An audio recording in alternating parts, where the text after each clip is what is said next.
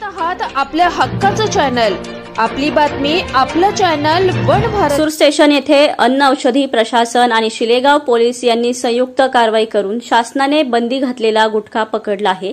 याबाबत मिळालेली माहिती अशी की लासूर स्टेशन येथील एका दुकानामध्ये शासनाने बंदी घातलेला गुटखा सर्रास विक्री होत असल्याची माहिती मिळाल्यावर आज 4 वाजता अन्न औषधी प्रशासनाचे अधिकारी श्रीनिवास केदार आणि शिलेगाव पोलीस ठाण्याचे पोलीस निरीक्षक सलीम चौक यांनी अचानक धाड टाकल्याने दुकान मालक पळून गेला। दुकानाची झडती घेतली असता दुकानामध्ये शासनाने बंदी घातलेला विविध नावाने पॅकिंग केलेला तंबाखूयुक्त गुटखा सापडला असून संबंधित दुकानदाराविरुद्ध शिलेगाव पोलीस ठाण्यात अन्न औषधी प्रशासनाचे गोपनीय शाखेचे अधिकारी श्रीनिवास केदार यांच्या तक्रारीवरून दुकान मालक भरत तुळशीराम सोनी वय 58 राहणार लासूर स्टेशन यांच्या विरुद्ध गुन्हा दाखल करण्यात आला।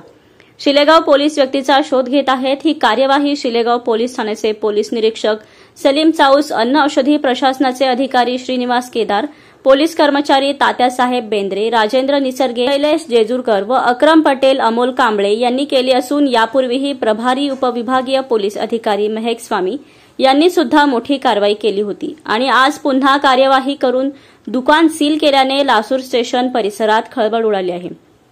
यापुढे अन्न औषधी प्रशासनाच्या मदतीने परिसरातील गुटख्याचा कायमचा बंदोबस्त करणार असल्याचे पोलीस निरीक्षक सलीम चाऊस यांनी वन भारत न्यूजशी बोलताना सांगितले। आप्पासाहेब वंजारे, जिल्हा प्रतिनिधी, छत्रपती संभाजीनगर, औरंगाबाद। यावेळी मी या ठिकाणी पोलीस निरीक्षक सलीम चाऊस, पोलीस स्टेशन शिलेगाव सांगतो की आज रोजी अन्न व भेसळ विभागाचे श्री केदार साहेब आम्ही असताना आम्हाला बातमी मिळाली की मौजे लासूर येथे गीताबन सोसायटीमध्ये सोनी यांच्या दुकानात गुटखा व तंबाखूजन्य पदार्थाची विक्री होत आहे। त्या ठिकाणी साठा करून ठेवलेला आहे।